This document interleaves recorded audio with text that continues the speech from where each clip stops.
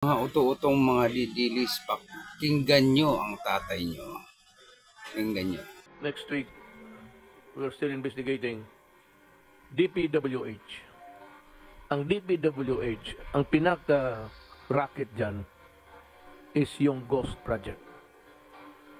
So walang delivery, Ghost Project. Marami yan. Karamihan yan, it's the regional director.